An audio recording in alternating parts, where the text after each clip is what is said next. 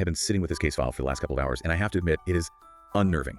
Usually when we look at these medical case studies, there's, the sense of distance, it's a rare disease or some genetic anomaly. Right. But this starts with something so mundane that I think everyone listening has probably experienced it or at least ignored it at some point. That is what makes this specific case of chronic suppurative otitis media, or CSM, so effective as a teaching tool. Okay. It really bridges the gap between the everyday annoyance of an ear problem and a catastrophic, life-threatening emergency. It shows how thin that line actually is. And the escalation here is terrifying. We're looking at a 40-year-old woman, and on paper, she's the picture of health. Right. No comorbidities. No diabetes, no hypertension, she's not on a bunch of medication, she's married, living a normal life, and then bam, the file opens with her rushing into the emergency department. Why? Because she is bleeding profusely from her left ear. And we aren't talking about a spot of blood on a pillowcase here. The clinical notes describe a sudden, profuse hemorrhage. Which is just baffling because she wasn't in a car accident, she didn't get hit with a baseball bat. No trauma at all. She's just going about her day. Yeah. So our job today is to figure out how she got there. We need to be the medical detectives here, taking this stack of history and reverse engineering the disaster happening inside her skull. It is a classic investigation. Yeah. In medicine, we often say the diagnosis is in the history, not the physical exam. If you just look at the bleeding, you panic. Right. If you look at the last 12 months of her life, you start to see the breadcrumbs leading right off the cliff. So let's follow those breadcrumbs. We have to rewind the clock a full year before that ER visit.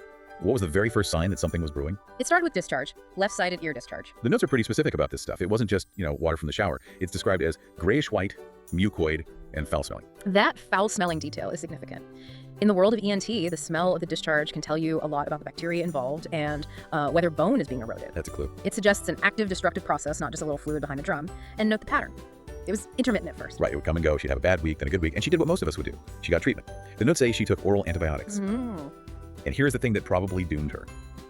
They worked, or at least they seem to. That is the trap. The antibiotics knocked back the bacterial load just enough to dry up the discharge temporarily. It gives the patient, and potentially a busy doctor, a false sense of victory. Oh, clear up, I'm fine. Exactly. But because this was a chronic condition, the underlying pathology, the inflammatory process deep in the middle ear, wasn't resolved. It was just masked. And for a whole year, this was her life. Yeah. A bit of discharge, some meds, it goes away, comes back. Right. But crucially, the notes say there were no alarm symptoms during this year. No swelling behind the ear, no facial twisting, no headaches. That's the silent phase. It's the slow burn. The infection is contained within the middle ear space, just bubbling away, likely changing the environment of the ear, maybe even starting to demineralize the bone very, very slowly. But she feels okay. She feels relatively okay because it hasn't broken out of that box yet. She's functioning. Until she isn't. The timeline jumps to 1.5 months before the bleeding. This is the turning point. The discharge stops being the main problem, and pain takes over. And the character of the pain changes. It's no longer just uncomfortable. It's described as moderate to severe with a pricking sensation. A cricking sensation deep in the ear. That sounds incredibly specific. It is. It suggests nerve irritation. And look at where it travels. It radiates to the head and the neck on that same side. Oh, wow. That tells us the inflammation is spreading beyond the ear canal. It's recruiting the sensory nerves of the scalp and neck. There's a detail here that I found really strange. Her pain got worse when she lay down on that side, which makes sense, pressure and gravity. But it also got worse when she ate. Why would chewing a sandwich hurt her ear? It's a geography problem. The jaw joint, the temporomandibular joint, is located directly in front of the ear canal. Okay. When you chew, that joint moves. If the anterior wall of the ear canal is inflamed, or if the inflammation has spread toward the joint capsule, every movement of the jaw is going to transfer pressure directly into that raw, infected tissue. So now eating is painful. Sleeping is painful. But then the dam breaks. The notes list a cluster of symptoms that appear suddenly, and honestly, they read like a horror movie. Yeah. It's not just pain anymore. Things start shutting down. First, she notices her face. Left-sided facial weakness. She can't smile properly. Her eye probably isn't closing all the way. This is critical. The facial nerve, cranial nerve 7, it runs through a bony tunnel in the ear called the fallopian canal. If that bone is eroded by infection, or if the nerve itself becomes inflamed, it just stops working. Paralysis. You get paralysis. This is a huge red flag that the infection has breached the bony walls. But it doesn't stop with the face. She starts having trouble swallowing. The medical term here is dysphagia. Dysphagia for both solids and liquids. And she's coughing when she tries to drink water. Think about the mechanics of that. When you swallow, a complex series of muscles has to coordinate perfectly to push food down and close off your windpipe. Right. If you are coughing when you drink, it means that coordination is gone. You are aspirating fluid into your larynx. Which is dangerous in itself. But what does that tell us about the infection? The ear seems so far away from the throat. This is where we have to visualize the base of the skull. It's like a crowded apartment complex. The nerves that control swallowing, the glossopharyngeal and the vagus nerves, they exit the skull through a small opening called the jugular foramen. The jugular foramen is a small hole at the base of the skull, very, very close to the ear. If the infection has spread downwards and medially, causing inflammation or compression right there at the jugular foramen, those nerves get knocked out. They get knocked out. Suddenly the throat goes numb or weak. So we have the facial nerve down, the swallowing nerves are down, and her speech becomes slurred. Articulation difficulty, the notes call it. That's the vagus and hypoglossal nerves struggling to move the vocal cords and tongue. So just from listening to her talk, you know this is a skull-based disaster. And then the symptom that really threw me, her vision. She starts complaining of blurring in her left eye. This is the clue that changes everything. I mean, I can understand the throat being closest to the ear, but the eye. Why would an ear infection cause blurry vision? To understand this, we have to talk about petrositis. Petrositis. It sounds like something from geology class. It actually refers to the petrous part of the temporal bone. So imagine the bone your ear sits in. It's not just a flat plate. It has a pyramid shape that points deep, deep into the center of your head. Okay. That tip is called the petrous apex. It is the hardest bone in the body, and it sits right next to the brainstem. Okay, so we are deep inside the skull now. It's very deep. This area is a high rent district for cranial nerves. Specifically, 2 nerves run right over or near the tip of this pyramid. the trigeminal nerve and the abducens nerve. The abducens is cranial nerve 6, right? Correct. And it has one job. It powers the lateral rectus muscle of the eye. That's the muscle that pulls your eyeball outward towards the ear. So if the infection rots its way to the tip of that pyramid, It inflames the sixth nerve, the muscle stops working, the patient tries to look left, but the eye won't move. The result is double vision or blurring. and the pain behind the eye. The notes mention retroorbital pain. That is the trigeminal nerve involvement. It supplies sensation to the face and the eye. When it gets irritated at the petrous apex, it refers pain directly behind the eyeball. So you have this triad, Ear discharge, pain behind the eye, and double vision. It's a classic sign known as Gradinego's syndrome. Gradinego syndrome. It sounds almost elegant, but the reality is this woman's skull is slowly filling with inflammation. It means the infection is marching toward the cavernous sinus and the brain itself. So we have a woman who is essentially falling apart. She can't swallow safely, she can't see straight, half her face is paralyzed, she's living with this for weeks. And then comes the finale. The bleeding. The hemorrhage that brought her to the ER. Let's talk about that moment. She's in the ER, the doctors are scrambling, they pack the ear to stop the blood, but the notes mention they immediately inserted an NG tube, a feeding tube. That felt like a drastic step. It shows you how astute the ER team was. They recognized that the bleeding was the acute crisis, but the swallowing issue, the dysphagia, was a silent killer. Right. If she can't swallow, she's going to aspirate her own saliva or blood into her lungs and get pneumonia. They had to bypass her throat entirely to keep her safe. So they stabilize her. Yeah. Now they have to figure out why she is bleeding. And this is where the detective work gets tricky. Because, as you've told me before, infections usually ooze pus. They don't typically turn into a faucet of blood. That's the golden rule. Chronic ear infections are wet and messy, but they don't hemorrhage. Profuse bleeding implies a breach in a major vascular structure. So they have to rule out the basics first. Is she on blood thinners? Checked. No warfarin, no aspirin. Does she have a bleeding disorder, like hemophilia? Checked. Normal clotting profile. Was there trauma? None. So, once you strip away the easy answers, you are left with the scary ones. The differential diagnosis shifts immediately to malignancy, Answer. or specifically vascular tumors. The source material raises the suspicion of a neoplastic growth. In the ear, we worry about things like a glomus jugular tumor. Glomus jugular. That's a mouthful. It is. It's a tumor that grows from these tiny structures in the ear and jugular bulb.